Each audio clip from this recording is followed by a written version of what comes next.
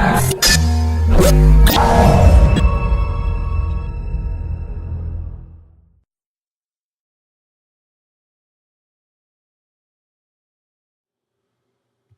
what's up? This is Herb, the Rookie Domainer.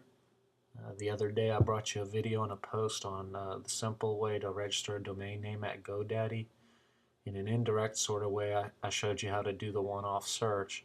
And so that was basically going to your GoDaddy and typing in something like hay bales, hitting enter, and seeing if it was available. And so obviously haybales.com isn't available. Looks like someone's out there trying to sell it for about $3,800. But this shouldn't stop you. Well, let me backtrack a little bit. The reason why I'm putting in hay bales here is the other day, living in north central Florida, we see a lot of hay bales on the side of the road, and it made me think perhaps this is industry, a niche that I can look into to see if maybe hay bale making equipment.com or some other derivative of hay bales is available. So needless to say, this one name isn't. So how do you look at derivatives of this name?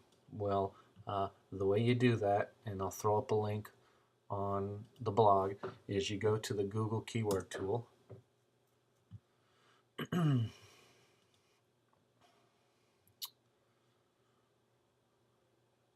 And if you haven't logged in that day, what Google will do is it'll ask you to log into your Google account if you have one. If you don't, it has some caption information. And I imagine if you're serious about domaining, you're getting involved with analytics and AdSense and AdWords and all these other things related to Google. So I'd be pretty surprised if you don't have a Google account. But if you don't, it's probably worth something looking into. So then what you're going to want to do is you're going to type in the phrase you're looking for, which in this case is hay bales. And then you're going to hit keyword ideas, and you're going to search it. And so basically what this is doing is Google's going out and finding out all the terms that are inclusive or comparable to hay bales, some relevancy to hay bales, and sorting them in an order here.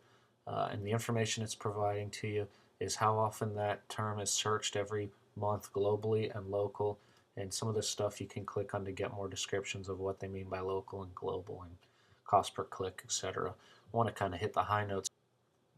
To explain, the two buttons I mess with the most here are going to be broad and exact, and essentially the difference is broad means that hay bales is used somewhere in a search, so that means someone up here has typed in green hay bales, blue hay bales, I like to make hay bales, and so that happens in the world about 91,000 times.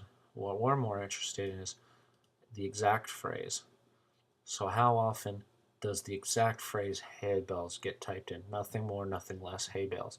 And so that's 4,400. And that's true for all these down here too. And if you kind of want to just see a comparison. The brackets are obviously connotate the exact. The unbracketed is the generals. And so with every one here, you can always see the general is more than the exact, because obviously the general, this might have been buy hay bales cheap, where to buy hay bales. All those different versions would rack up to this, where this just means someone specifically typed in buy hay bales. So like I said, we're more interested in the exacts, and the reason we are is exacts have reference in that someone could potentially type your exact phrase and just put a .com at the end, as some users will do, and those are called direct type in traffic. With hand regs, typically you're not going to find a whole lot of real relevant keywords that will benefit from a whole lot of type in traffic, because typically the amount of the searches are very low per month. But again, it's still a selling point in talking to an end user of, well, hey, in this niche industry you're in, people search this 500 times a month, 600 times a month, and in a lot of cases, when I'm flipping names, if owning the website results in one sale for them, it typically justifies them paying me a couple $100 from the name. So you tell them if it gets searched, 91 times a month, well, they're playing a pretty decent lottery that at some point one of these folks are going to end up on their site and buy something, and thereby making the site worthwhile for them to spend the money on. So anyway, you've got this list up of all these relative names to hay bales, and you're thinking, well, man, do I have to manually type these into GoDaddy? Thankfully not. What GoDaddy has is it has a convenient tool. Again, it's something I'll throw the link up on my blog, but they have bulk search. And in order to make bulk search work, you've got to download your list. Oops. Actually, I forgot something, and I do this on occasion. What I like to do first is sort my list from highest to lowest, because these are the ones I'm more interested in. The higher the search volume, probably the more valuable it is to me and someone else as well. You could do that in Excel too, but I always find it's just easier to do it before you import it over.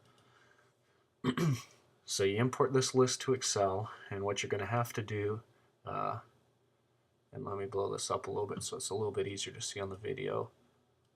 You're going to have to remove these brackets to make the import work. So we're just going to do a replace. So we're just replacing the brackets with nothing. So you do a find what, replace with blank, and that'll remove all those brackets for you. Open bracket, close bracket. Then the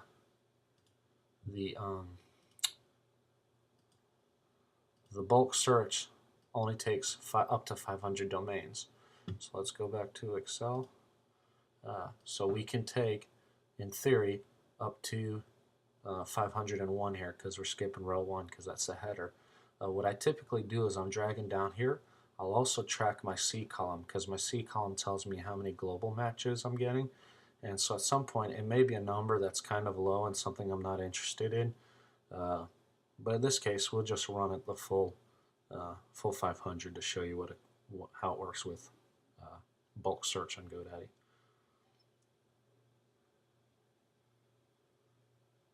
Okay. So we're just going to copy this list, bring it over to the bulk search, drop it in. You could click if you're interested in .nets, .co's, other things, but we're looking exclusively for .coms, and that's the default anyway. And as you can see from this, there's going to be some that growing tomatoes and hay bales and things like that that are probably not names that would be of interest.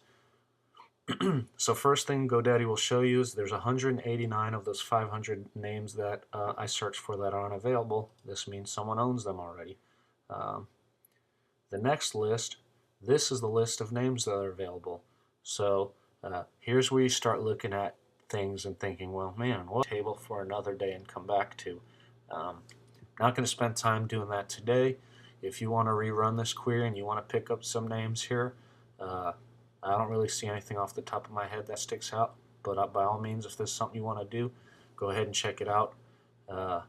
Otherwise, like I said, this would be the list of names you can look into and start registering. And so this is how you, this would be the shotgun approach to hand ranking. So rather than typing in one name at a time, you can search 500 names based on words relevant and relative to your main keyword you search on, which in this case for us was hay bales. I hope you found this video informative. If you had any other questions or comments or things I could do better to help you along, I'm here to share.